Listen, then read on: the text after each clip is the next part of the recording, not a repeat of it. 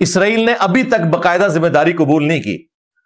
अगर वो कबूल नहीं कर रहा तो दुनिया में आप इस तरीके से नहीं किसी के ऊपर इल्जाम लगा सकते, अदरवाइज प्रॉब्लम्स खड़ी हो जाती हैं। हां, इसराइल कहता ना हमने मरवाया है, तो फिर पाकिस्तान ने बाई नेम इसकी मजम्मत करनी थी। बाकी मैं उस हक में नहीं हूं कि जब तक कोई मुल्क ऑन नहीं कर रहा आप उसके ऊपर इल्जाम लगा के तो बयान जारी कर दें सिर्फ पब्लिक को खुश करने के लिए। इस तरह दुनिया में मामलात नहीं चलते। मिर्ज़े की बात का हासिल ये है कि इस्माइल हनिया रहमहुल्लाह के मुतल्लिक़ चूँकि इसराइल ने ज़िम्मेदारी कबूल नहीं की, इसलिए इसराइल पर इल्ज़ाम नहीं लगाया जा सकता जब तक वो इसको ऑन नहीं करता और इसकी ज़िम्मेदारी नहीं लेता। यानी इसराइल पर कत्ल का इल्ज़ाम लगाने के लिए मिर्ज़े के नज़दीक ज़रूरी है कि वो इसको ऑन करे, इसकी ज़िम्मेदारी कबूल करे, तो फिर इसराइल पर इल्ज़ाम लगाया जा सकता है। तो इसराइल के लिए मिर्ज़े के नज़दीक उसूल ये है।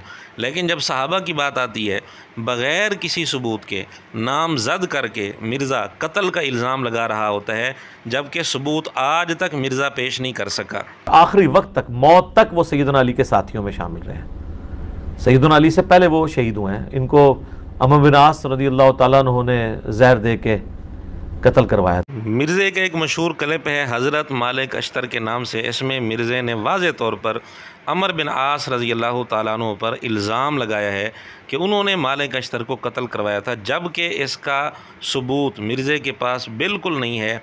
आज तक मिर्ज़ा इसका सबूत पेश नहीं कर सका और ना ही पेश कर सकता है। यानी इसराइल पर इल्ज़ाम लगाने के लिए मिर्ज़े के नज़दीक उसूल ये है कि वो ख़ुद ऑन करे, ज़िम्मेदारी ले, फिर इल्ज़ाम लगाया जा सकता है।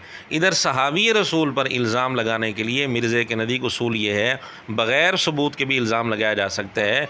वो ख़ुद ऑन करे, ये तो बड़ी दूर की बात है, सबूत भी कोई नहीं है, बग़ैर किसी सबूत के आज तक मिर्ज़ा इसका सबूत पेश नहीं कर सका।